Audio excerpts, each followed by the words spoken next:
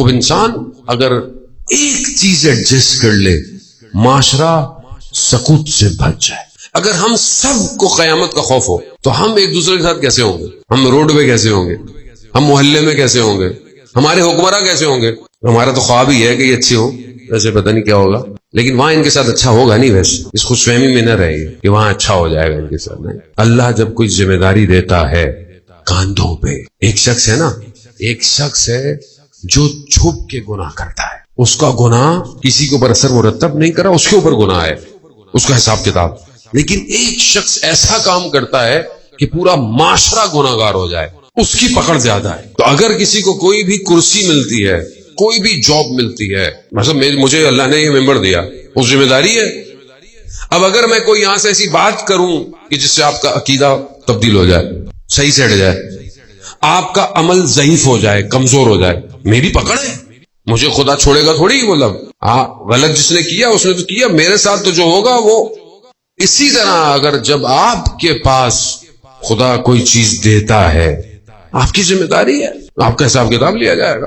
اب انسان جو ہے وہ اپنی ذمہ داری اگر ادا نہ کرے، خوف قیامت نہیں ہے. آپ دیکھیں جب امام حسین چھٹی محرم کو اپنے حضرت عباس علیہ السلام، حضرت علی اکبر اور چند لوگوں کے ساتھ عمر ابن سعد سے ملاقات ہوئی تو کیا امام نے مذاکرہ تھوڑی کیا تھا کہ مثلا تم یہ کر لو ہم یہ کر لیں؟ نا، امام اس کو پیغام دے رہے تھے کہ ایسا ایسا ہے ہماری طرف سے. بس اس میں امام نے یہی کہا کہ دیکھو قیامت کا خوف کھاؤ.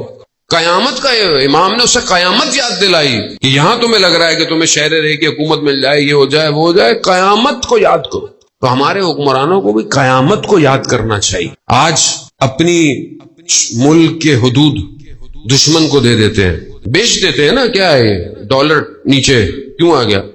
آپ نے اپنی ایئر سپیس دے دی ہے دشمن کو، ڈرون اڑا ہے آپ کا، حساب کتاب ہے، آپ کا حساب کتاب لیا جائے گا، آپ کا نوچا جائے گا، چیخ و پکار ہوگی. اس وقت انسان بولے کہ کاش میں حکمراں ہی نہیں بنا ہوتا. اور یہ اتنی جائیداد اور اتنی دولت اور اتنے اسکائی اسکریپرز، مطلب شداد سے زیادہ انسان کے پاس کوئی جنت ہے کیا کہ اس نے دنیا میں بنائی تھی؟ خدا نے موقع نہیں دیا. خوف خدا ضروری ہے. آج معاشرے میں خوف خدا نہیں. مطلب جو ویسے بھی جاتے ہیں، ہم مطلب میں تو اپنی کیا بات، مجھے تو خیر چانس زیادہ دیتے نہیں یہ لوگ، لیکن جو لوگ خوف خدا یاد ہی نہیں دلاتے، آپ خوف خدا یاد دلائیں. مرنا ہے سب نے، موت آنی ہے سب کو. سورہ کہف آیت نمبر 32 سے 44 تک دو بھائی ہیں یا دو دوست ہیں، داستان سنا رہی ہے، واقعہ بیان کر رہی ہے. میں نے پہلے بھی عرض کیا نا کہ قرآن ہم تو ثواب کے لیے پڑھتے ہیں نا، ہمیں کیا قرآن کیا گیا؟ قرآن دو لوگوں کا ذکر کر رہی ہے. کیا؟ جو دو بھائی ہیں یا دوست ہیں. ایک ثروت مند ہے، بہت امیر ہے، باغ ہیں، زراعت ہے، میوے پھل، بہترین زمین ہے. دوسرا فقیر ہے، غریب ہے. لیکن جو امیر ہے وہ عیاش، خدا کی اطاعت نہیں ہے.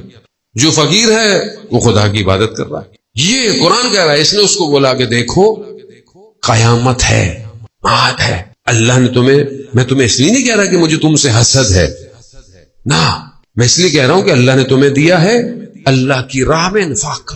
قیامت میں خدا تمہیں، تو وہ کہہ رہے ہیں مجھے نہیں لگتا کہ کوئی اگر قیامت ہو، اور اگر ہوگی بھی تو ہم جیسے لوگوں کے لیے ہوگی. یہاں پہ بھی باغ ہیں، وہاں بھی باغ ہوں گے. اب یہ سمجھتے ہیں جو یہاں پہ ابھی حکومت ہے وہاں پہ بھی یہ حکومت کریں گے، وہاں پہ بھی رات کو عدالتیں کھلیں گی اور سب معاملہ ہوتا. وہاں عدالت رات کو نہیں کھلے گی، وہاں رات ہی نہیں ہے. وہاں پر صرف ایک ہی عدالت ہے، ایک ہی مالک ہے بس. اور وہاں پر کوئی کچھ کر نہیں پائے گا. وہاں بدن کے اعضاء خود بولیں گے. یہی ہوا. قرآن کیا کہتا ہے؟